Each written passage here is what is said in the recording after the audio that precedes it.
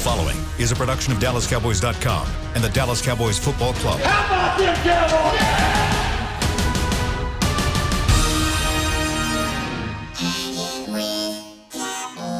Blowing out of the backfield, exploding down the sideline.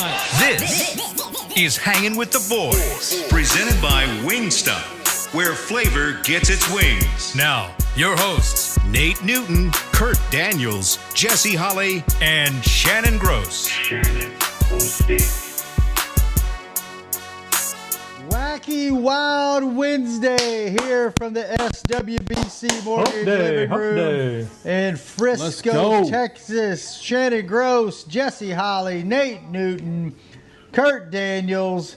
Welcome to the show. We're going to talk a little Cowboys offense, Seattle defense, and whatever else comes to mind or comes up on the show. We'll address that as well. Jesse, what you got around your neck today? What is that? Got something around your neck? Oh, it's your dreads, isn't it? It's your dreads. I couldn't see that far. My bad. It's my hair. I couldn't see that far. My eyes are I'm getting them old man eyes. I thought it was some kind of lanyard or something. Get some sleep at night, man. Get some sleep at night. Oh, I need to. Nate, how you doing today? Good, man. Great, Shannon. Thank you. Yeah, Kurt, how you hanging in there?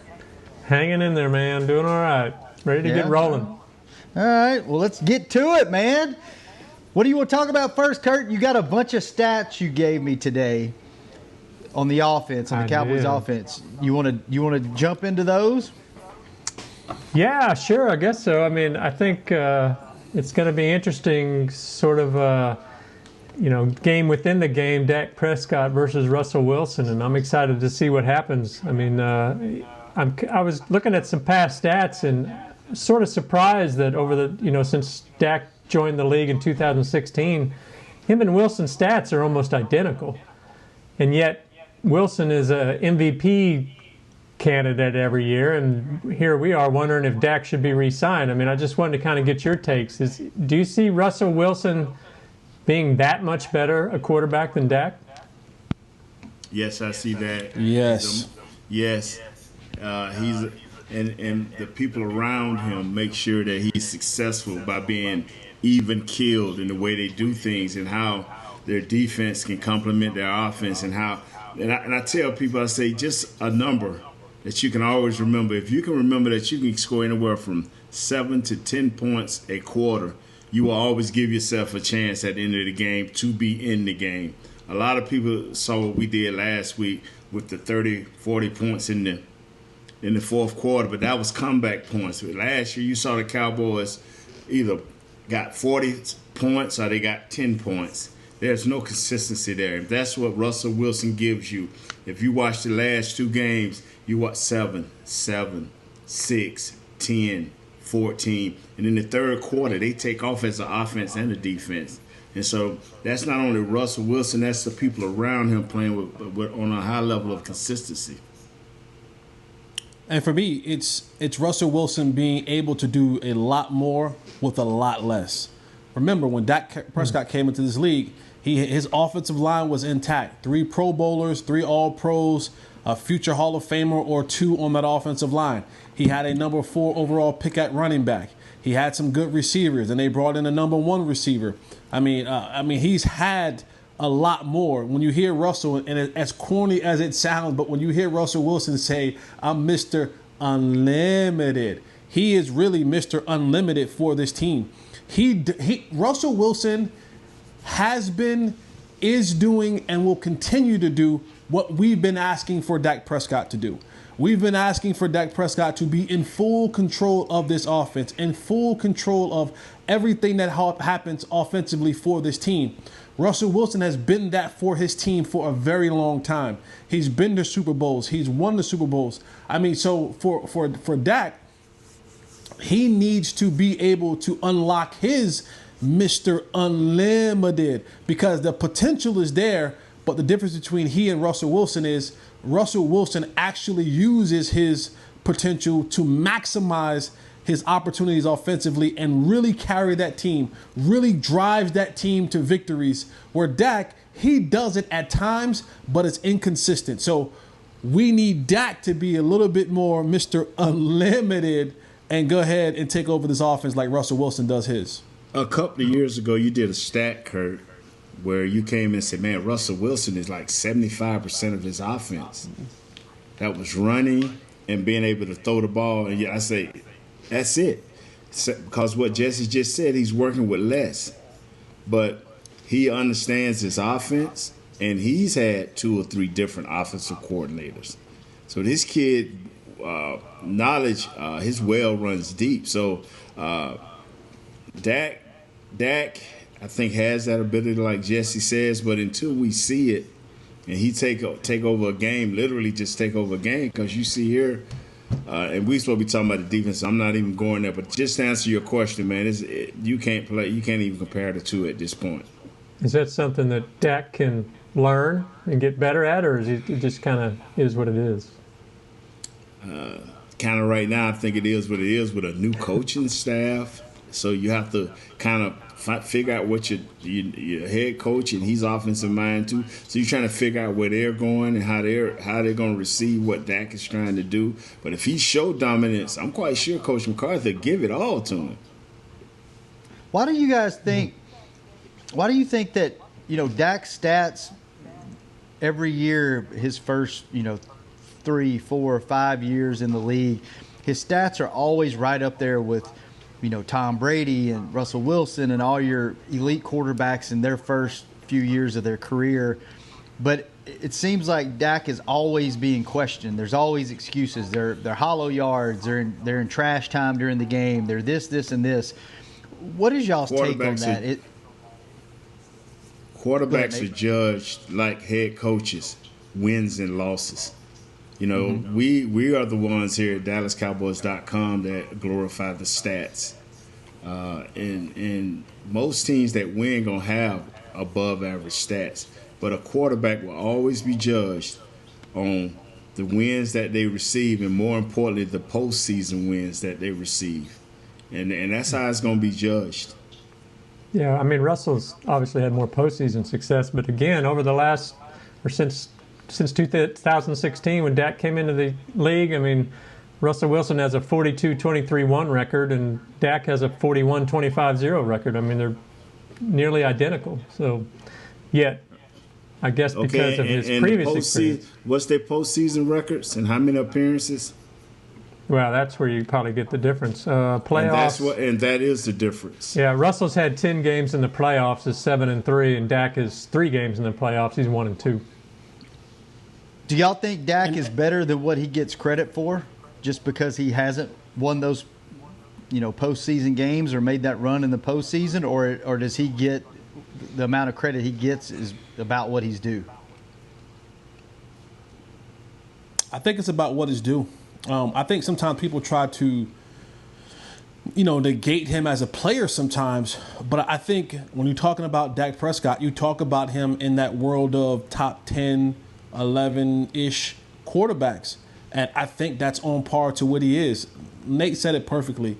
Quarterbacks in this league are judged on wins and losses and postseason success. You can have all the, other stats that you want.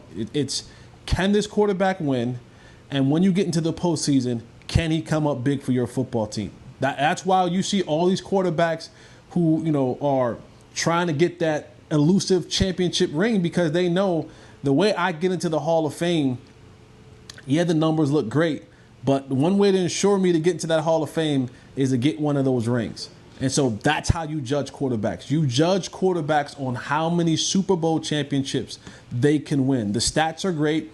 All those will come, but those who are able to secure those Super Bowl rings, they get talked about in a different realm. Even if it's your Joe Flacco's and your Eli Manning's, they get a chance to be in those great conversations, even if they don't belong. But because they got that hardware, their names are constantly brought up in those conversations. It's those who don't have it that don't get a chance to be to be brought up in that conversation, and that's where, to me, for where it's going to be for Dak. I'm gonna give you an example. Where does Robert Horry in NBA history really rank? But we know him as Big Shot Bob because the many big shots he made in the postseason. He's won a lot of championships, wasn't he? You know, how do a Nate Newton get to be a part of y'all group when that is basically a group where elite players are guys like Jesse, skill position players? It's because I won Super Bowls. I wouldn't be here if we was a 1-15 contender. It's all about. I'm serious. And, you know, we can ask the questions, and like I say, we do the numbers. You can continue to do the numbers, but until you win in the postseason, you know, you're going to be like Dan Marino, one of the greatest quarterbacks ever to spin the rock. But we talk about Drew Brees more. That's Super true. Bowl. That's true. Kurt, I'm going to put you What on do the you think? spot. Oh, all right. Do you think Dak Prescott will win a Super Bowl before he retires? Well, the fan in me says yes, he definitely will. So, I mean, I think he has the talent. Will he win it in a Cowboy uniform, Kurt? That's the greater question. Yeah, I mean, I think he himself as a leader and as a player, I think he has the talent. But you know, he's got to be surrounded by he needs a better defense, that sort of thing. I mean, you know, you could say Russell Wilson. Yes, he won a Super Bowl, but he had an amazing defense that year. So yes, sir. Yes, sir, Kurt. You know, yes, I think Dak's got it in him for sure. You know, I just hope he can win a game this week.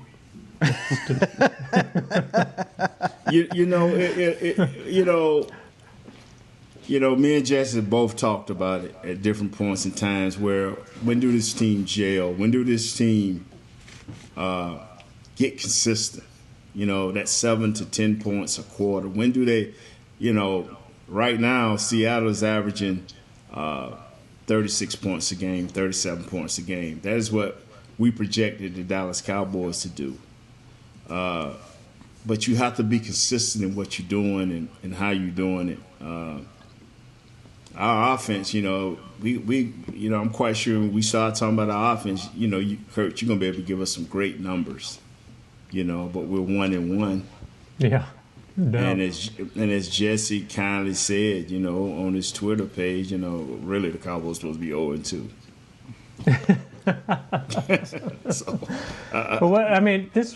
You mentioned being consistent in scoring by quarters. The Cowboys have yet to score in the first quarter. I think they have 0 points in the first quarter, and that was a problem some last year, is getting out of the gate. What's the problem there? How do they change this?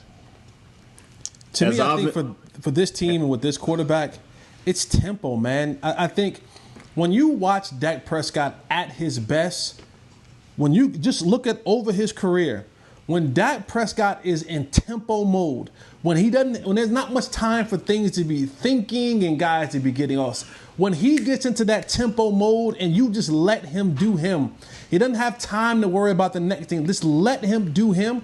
It's big for him. It's big for the team. I think that's something that they really have to start looking at is Dak Prescott in tempo mode. Tempo. Let Dak get in tempo mode and let him be him. And that's how you get those reins. Give him the reins, give him the keys, let him get in tempo mode early in the game so he can get a rhythm. He just flows better that way. And we start seeing that when this team gets down or is in the fourth quarter. And a lot of his comeback because Dak Prescott is a better quarterback when he is in tempo mode, when he's able to call at the line of scrimmage, when things are moving a lot faster. I think his brain works better when he's in that mode because he's calling the plays that he likes to call. You know, he's making the throws that he likes to make. It's just getting him and his teammates in that rhythm. They need to start out more with Dak Prescott getting into that high octane, high tempo type mode so he can be out there just flinging that thing and slinging that thing all over the field. I agree with you. I said last week, why not run the no huddle offense most of the game? Because, like you said, Jesse, it seems like when they're in that up tempo mode and he's walking up to the line and he's making the visual cues and just going with it. That's when they get it going. So why not start the game like that instead of waiting until you're down 7, 10, 14 points? And the thing is, you know, like Coach Turner used to tell us, North Turner, we never was a high tempo team, but he wanted us out of that huddle in about 10 to 12 seconds. It's the rhythm. And I understand what you're saying, Jess. That is so sweet because if you can get in and out of the huddle in 10 to 12 seconds, it gives your quarterback the opportunity to run it how he wants to run it. If he sees something, he can check. If not, quick count it and get out of there. And because it ain't always about just getting back to the offensive line. It's about getting that rhythm for your team. And, wow. And we're going to get in the rhythm. Be nice to see. With this show, and we're going to take our first break. And then when we come back, we're going to talk a little Seattle defense, a little more Cowboys offense, and Kurt can give us some more stats. The stats guy is back on Hangin' with the Boys. Ladies and gentlemen, it's that time again for Tailgating with the OtterBox Boys. OtterBox, the company that builds wildly overprotective phone cases? The one and only. But cases are just the start. OtterBox is the official outfitter of tailgating. If they can keep my phone safe, what can they do for my parking lot party? How about protecting your beverages from suboptimal drinking temperatures with their elevation tumblers? And OtterBox elevation tumblers come in 3 sizes, a 10-ouncer, a 20-ouncer, and even a 64-ounce growler. Check out all the colors and sizes of their elevation tumblers at otterbox.com. It's football season, and when you're tailgating with your friends and your family, you want the best meat on your grill. Pettigene Meats makes the best hot dogs, the Pettigene Griller, or the all-beef Franks will score. To complete that tailgate meal, Pettigene Meats has hickory smoked sausage, hot links, Polish sausage, and the best hickory smoked bacon and ham around. Available at your local retailer. And a proud sponsor of the Dallas Cowboys. It's Pettigene Meats. Taste the difference. We can't wait to see the Cowboys back on the field, and we can't wait to pack AT&T Stadium to watch them play. When that time comes, SeatGeek is the place to get all of your tickets. Plus, tickets to the hundreds of games, concerts, rodeos, and other live events we'll all be able to enjoy again soon. Every SeatGeek purchase is protected by a buyer guarantee, which means you'll get your money back if your event is canceled. Guaranteed. SeatGeek. Let's go. Hey, Cowboys fans, ready to spice up your next watch party? Bring Yo Quiero guacamole and be the game day hero. Yo Quiero means I want, and we know you want great, fresh-tasting, ready-to-serve guacamole for your home gating and tailgating events. Made with real avocados and the perfect blend of spices, it will be the star of any party. You can find us at your local Albertsons or Tom Thumb in the deli section. If you can't find it, talk to your store manager and tell them, Yo Quiero guacamole.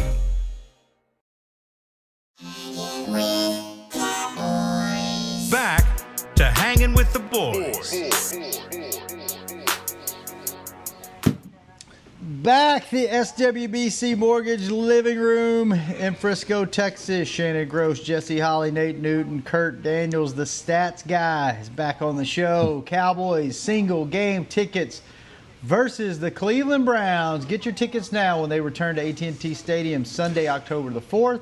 A limited number of tickets are on sale now. Get yours at DallasCowboys.com. And guess what? I'm going to dedicate a whole entire segment the day after the game on my experience at the game. And Chris is going to put all of you guys on mute. And I'm going to talk about it for 15 minutes when we come back to that game.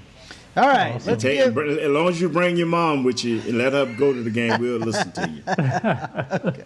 All right, deal. Fellas, let's get back into it. We got a lot to cover here in the next 2 segments.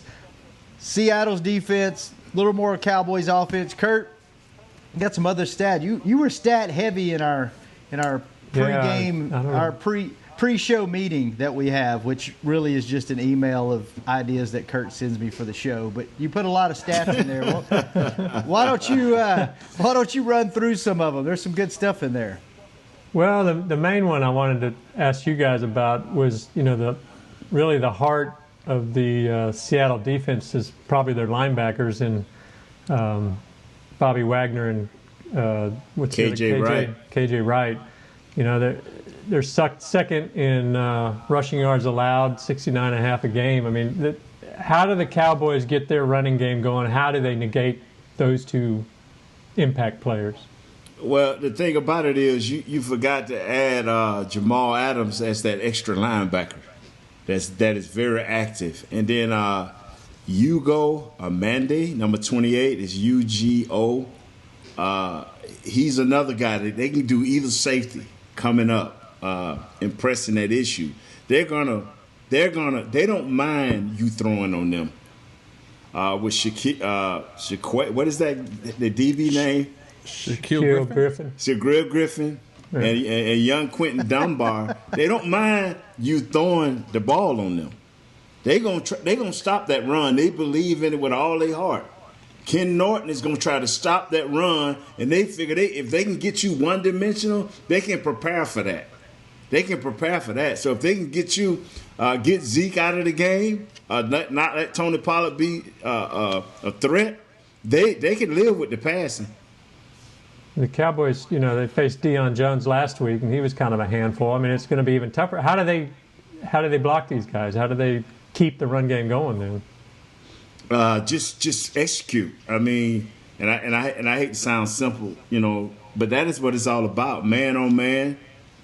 Don't miss blocks, and what you cannot have, more importantly in this game here, especially early, is no negative plays. No negative plays, because they play field position better than any team. I saw them again. I'm looking at them against New England as we speak. They outfield position New England. That's kind of hard to do. That's very hard to do. Before we move on to the Seattle defense, Jesse, if you're the Cowboys offense, I think that I saw a stat today or heard a stat that Seattle has given up the most plays in the NFL through 2 weeks of 10-plus yards, passing yards. How do you attack this Seattle defense if you're Kellen Moore? What do you do? What does Jesse Holley do? I spread them out. I find out where my one-on-one battles at. I spread them out. I use some motions, and I make it very clear to Dak Prescott where we have one-on-one matchups at, where can we win at, and that's why I deliver the ball. Because the thing about this team, that Jamal Adams is going to be close to the line of scrimmage. He's going to be up there. Yes, he wears a 30 number, but he should be wearing a 50 number. He's not really good in coverage. He's great in the box. And they're going to blitz him, and they're going to have him up there to handle Zeke and all the other kind of nonsense. But I spread them out. I make them show their hand early. I make them have to declare what they're in. I make them have to show who's covering who. And now it's very definitive and it's very clear for Dak Prescott where the ball should be going, and and that should help the ball come out a lot quicker, because they're going to, like last week, I'm willing to bet any amount of money. You saw it happen against Atlanta. They're going to blitz our right side, their left side. They're going to put our right tackle in some tough situations. And for Dak, being a right-handed thrower, of course, that's the way that he gets a chance to see that pressure coming from. But they're going to stress that right tackle to no end. The Falcons were doing a great job when they had Takk McKinley early in that game, stressing our right side of our offensive line. The left side actually held up well, but they are going to attack that right side of our offensive line with stunts, with blitzes, with guys coming off the edge, and they're going to make that side of our offensive line have to really be assignment alignment perfect, because they're going to come that way. So for Dak, again, if it's me, I make sure that this thing is spread open. I want to know where the ball has to go, and I want to get it there right now. And they are big. Excuse me, Kurt. They are big in third quarters. They hurt Atlanta with 14 or more points in the third quarter. Their defense was stout in the third quarter. Same with the Patriots. Their defense was stout in the third quarter. So that means that the little adjustments they're making in the first and second quarter, and when they get into the locker room at halftime, they make the little quick 2 or 3 minutes adjustments on defense and give you a different look there. Talking about the right tackle, Jesse, I guess Tyron Smith worked out on the side today at practice, but he was, according to reports, he wasn't moving real well. But if he did come back, would you consider moving Brandon Knight to right tackle and taking the rookie out, or did you want the rookie in there to learn? Nah, if Tyron can come back and play, he's grandfather in that left tackle spot. You leave him right there, and then you have him go over. And then that way we can now help develop some sort of swing tackle where they can play either side, get some reps over there, see how he's holding up. Because we know that probably at some point in time again in the season that Tyron will probably go out again, and now you can have him go back. And we're only 1 week away, or I should say 1 game away from getting Lyle Collins back. So if you had to move him over to the right, you're getting Lyle Collins back after this week. So now you'll be able to say, okay, Lyle Collins, you can go back to playing that position, and now we have a guy on our offensive line that we can have playing either end of the offensive line. You talked about them, both of you talked about them attacking that area, and I'm sure they would. That would be the weak link. But this defensive line isn't near what they faced in the first 2 games, is it? I mean, Reed is a good inside guy. He made some plays here. He's as active early in the season as the last 2 guys we've faced. But like you said earlier, their linebackers are beasts along with their safeties, man. They run well, they cover well. And like I said, most teams don't mind if you want to run it 40, 50 times. Okay, if they know it's coming, most teams don't panic. This team don't panic, man. They like I say, they for early in this season, third quarter, offense and defense have been big for them. They tackle fairly well. Once you catch the ball or run the ball, and they get their hands on you, they normally pretty good about bringing you to the ground. That's another big thing that the Cowboys have to do this week. Be able to run through a few tackles, be able to defeat some guys and make some plays. Because when you get in the red zone against a team of this nature, you have to score. Them threes don't work with them. So you have to score because you know what the quarterback you're facing. He's every bit of what you need in the ultimate quarterback. Jesse, I think. Go ahead. Huh? Go ahead on Jesse. No, I was going to say, when you look at the addition of Jamal Adams to this defense for the Seattle Seahawks, he's going to be at the line of scrimmage. They're going to sell out to try to stop that run. And not only that, but also they know one of the reasons why they give up some of the biggest, plus 10 plays in the league is because they can't cover that well on the back end. So when you line up Amari Cooper, CeeDee Lamb, and Michael Gallup, they can do one or two things. They can sit back and say, we're going to zone this thing up all game and keep everything in front of us, which that's not really what they do. They are really a single high safety, playing cover 3. They're going to say, you know what? We're just going to bring a lot of pressure. We gonna blitz Jamal Adams from right, from left, from in the middle. We're gonna blitz him from deep. We're gonna blitz him from short. They all did over. That. They're going to try to get him going, and as you already know, Jamal Adams is going to have this extra level of wanting to get after the Cowboys. You know how he feels about the Cowboys. He wanted to come play for the Cowboys. Yeah. He's a Dallas kid, so he's going to be jacked up on whatever emotional high he's going to be on and wanting to make a statement saying, you guys should have came and got me or should have traded for me, a la Earl Thomas. But they're going to sell out because they know that they really can't cover on the back end, and the only way to give themselves a chance is to be able to bring pressure and get out the Dak Prescott.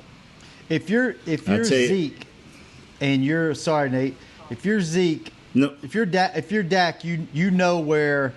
If you've got a stud secondary guy like an Ed Reed, a coverage guy, you know where he's at every play. You're watching him. If you're Zeke and you know you've got a stud run coverage guy like Jamal Adams, does Zeke know where he's at every play? Does that alter his game at all, or does he just hit the holes and follow the blocks like he normally does?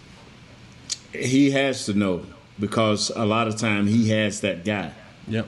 He has that guy. So we take care of down linemen and linebackers, and normally they can cover us up. And then the Coach Pete is telling him, that's your guy. When we running the ball, please understand you got to know where he at, because if you don't, he may kill you. So that's your guy. You got to deal with him in the hole, or once you get through the hole, you're going to have to deal with him. That's your guy. So and yes, he's going to have to know where he's at. And when you say that's your guy, when Zeke has the ball, that's your guy that you have to make miss or run through? Yep. Is that what you're saying? Yep. Yes. Yeah. Yes. Yes. Is this a game where we go ahead? No, sir. You was going to say something good, I can tell. No, I had another question. I mean, is this a game where we should see a lot of play action? We should see a lot of screens, that sort of thing, to keep those guys like Jamal Adams, a little off balance? The play action would be nice. The screens, I don't know, because like I say, they ain't get no super great pass rush, and then Bruce Irvin went down. I mean, that was the kind of the best pass rush you got, so he's out. Mm-hmm. So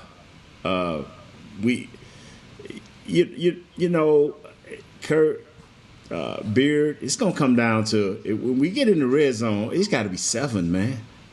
That's the bottom line. If we score in the first and second quarters, we'll be in this game.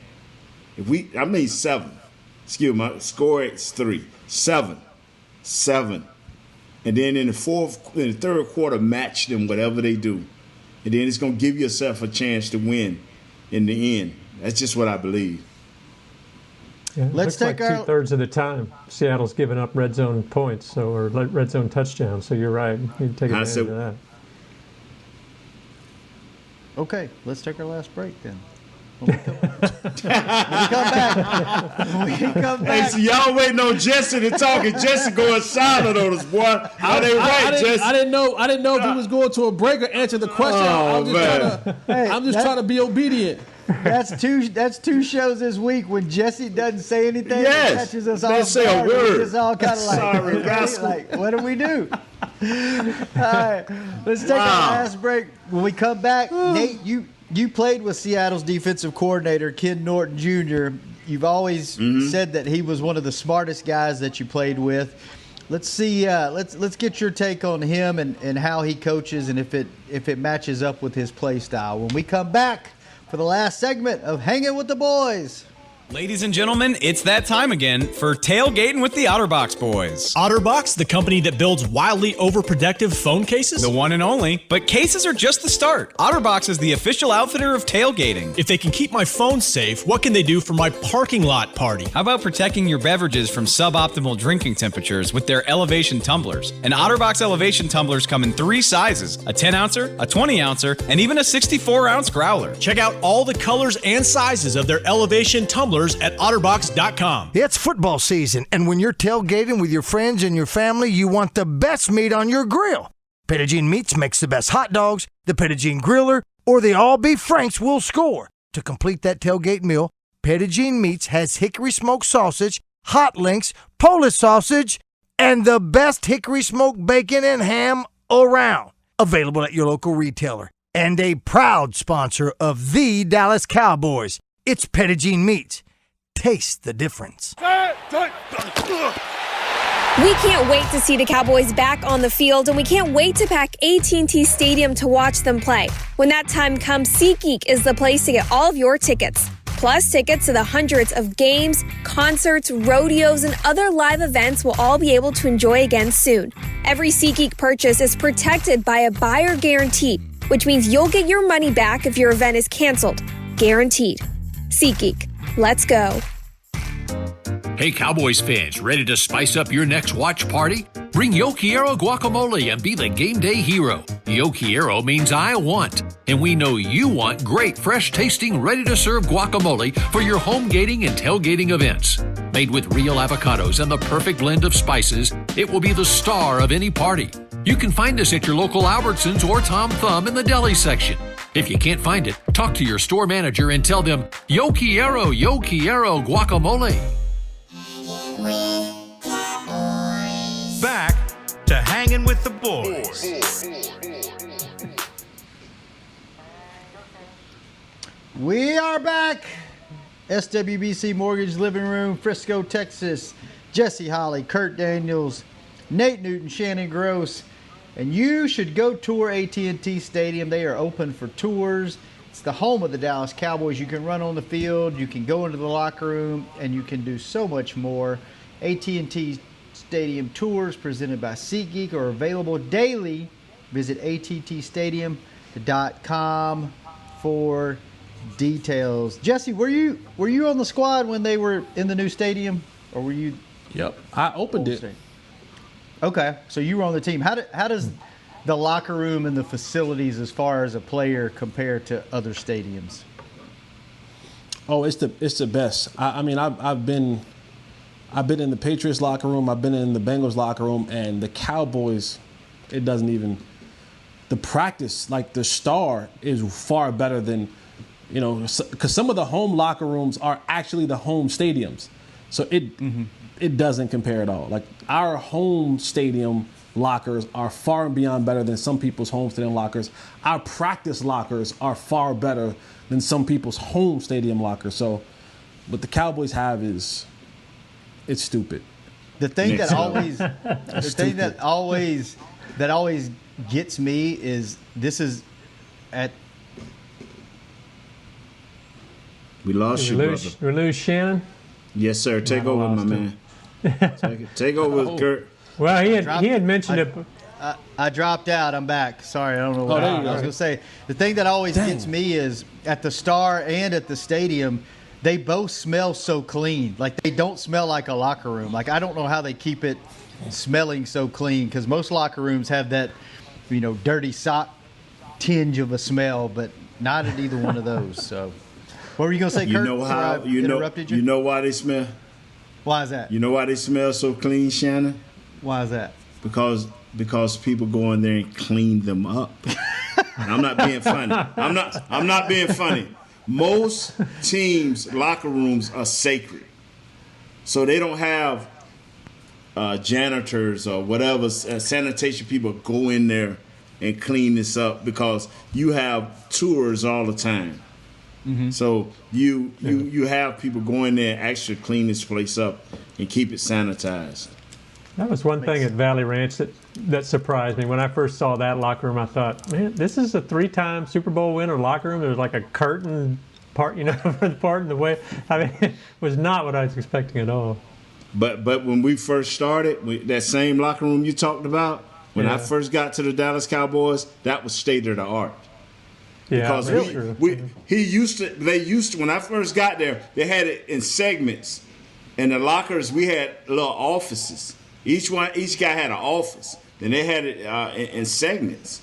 And then when Jimmy came there, Jimmy looked around like, are we having a history of locker rooms? Yes, we are. Yes, we are. You refuse to talk. First it was Shannon and his walking through us through the stadium on game day now. Now you want to take us through memory lane on what the state of our locker room looks like. People don't care. They want to hear us talk about Seattle and Dallas. Jerry will be able to pay me and your salaries both off just the tours. Okay, very true. One tour. Yeah. But let me say this right quick, One tour. And when Jimmy came through, and I get through quick, Jimmy came through. Jimmy nah, this is not an office, not like what y'all wanted to be. And he tore down everything and made it a one big square box. He said, I want you to look at the guy who you're competing against, and I want you to look at the guy you got to hold accountable, including yourself, before and after games. So he changed it. Nate, talking about history, in that locker room, you played with Seattle's defensive coordinator, Ken Norton. How was he as a player, and does the way he was as a player, does it translate to the way that he coaches that defense? Oh yeah.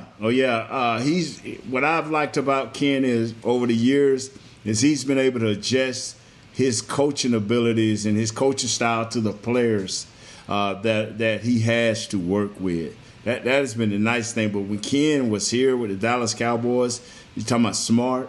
I mean, he would give formations. He would give possible formations, and he would give one or two plays that could come off of each formation. He was a beast now.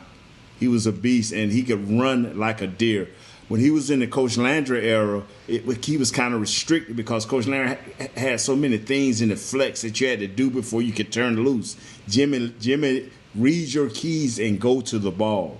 And so that's why he loves the KJ Wrights and the Wagners and good safeties like what we had when I was with the Cowboys. Because that right there is a part of him, that's a part of the run game first. That if you stop that run game, then we can survive as a passing team. Speaking of the passing team, me. Go ahead, Kurt.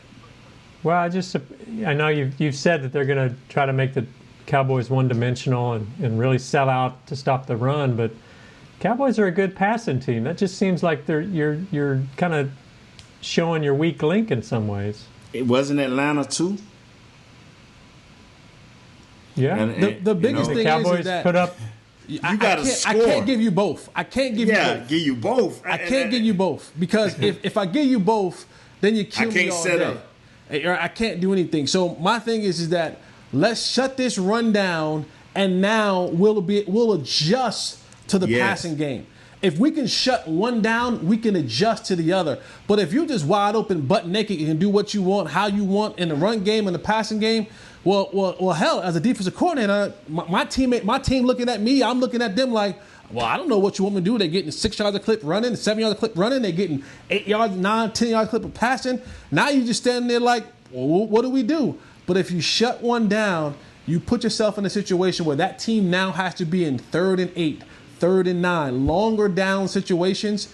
You can adjust to that. You have to pick one. You got to pick one. And for them, the way that they're built and the way that they're designed to shut down the run with their roaming linebackers, right. KJ Wright, Bruce Irvin, and then now you add in Jamal Adams, and they're going to say, listen, we're going to do what we can in the back end. We're going to create pressure up front, shut that running game down, make them one-dimensional, and hopes that the percentage of them being able to complete all of those passes will drop, and they'll have to punt, and then we'll get our chance on offense to do what we have to do. But if you let a team just run all over you all day, we've seen what that looks like. That ain't a fun thing when a team can run on you at will for 5, 6, 7, 8 yards a clip. That'll give you a long day at the office. So they're going to try to shut one down and adjust to the other. And see, they've given up over 380 yards a game in passing. They've given it up. They've given up the most yards so far. Yeah, but rushing wise, they've given up 60. Yeah, 70. 72 at the most. And now you're looking at a different deal. You would think that they control the time of possession. They always have a nice third and long percentage. They don't mind playing the game. And like Jesse said, and I repeat it, they praying you make a mistake because Dunbar got your boy late in the game with an interception. And that interception helped turn that game around, So when you look at Belichick and you look at these guys, they like yardage don't scare them. Yardage is just a fan thing. It's what you do into that. When you put that ball in that end zone is what scares them. And if you can do it running and passing, now you have a problem. And at the end of the day, they feel very comfortable and very confident with going into a shootout with just about anybody, maybe not Patrick Mahomes and the Chiefs, but just about anybody else.